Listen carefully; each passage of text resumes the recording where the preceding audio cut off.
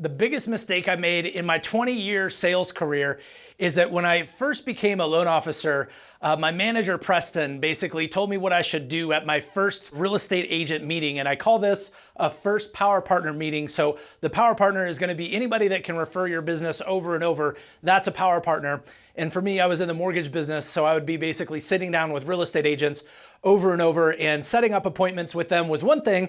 But another thing was, once I sat down with them for the first meeting, and my manager basically was like, well, take them the closing booklet. And the closing booklet would basically have it organized for their closing documents.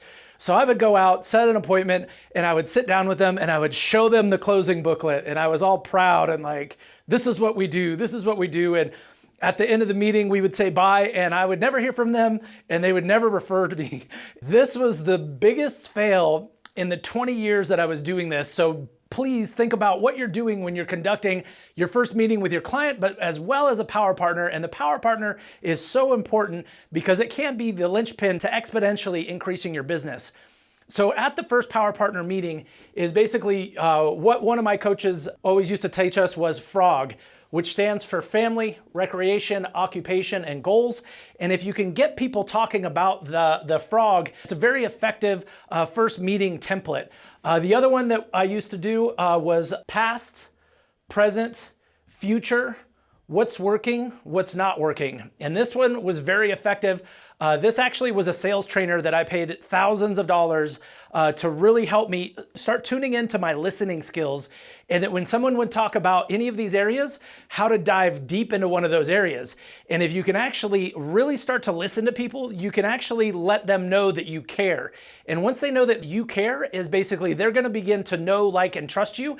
And that's how to actually really start off a relationship. The other coach that I had, he used what he called the magic wand. And if you could change one thing in your life, what would you change?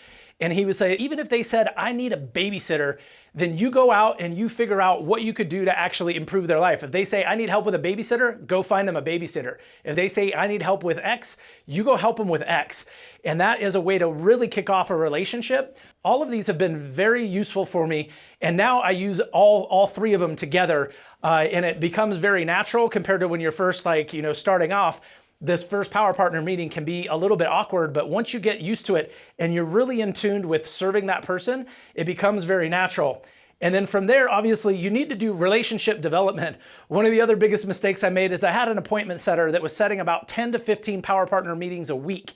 And what I did is I outsourced the follow-up meetings, so the relationship development, to my relationship development manager. And I can tell you that after 150 meetings, that was an epic fail. So the biggest thing is that you actually have to become friends with these people.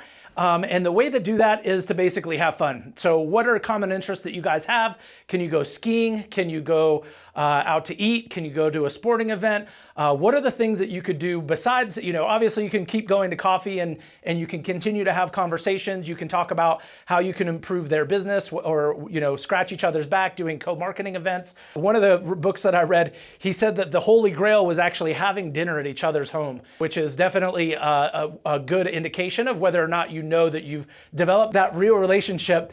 And if you really, really want to test the friendship, you travel with them, and then you travel with their spouse, and you maybe travel with their kids. But once you've actually traveled with somebody, I know that my biggest power partner, him and I became best of friends. And we did so much business together, and we would go to Mexico together at least every quarter, go deep sea fishing and just party and have a ton of fun. And we did so much business together. I would refer him business, he would refer business back to me. But if you're really looking for how to increase your business, this power partner strategy is incredible. And if you F up the first meeting, as I can tell you that you won't get a second date. But from there, then basically how do you increase that relationship? So if you found this helpful, make sure to subscribe for more. And if you're looking for coaching or consulting, I'd love to be of assistance.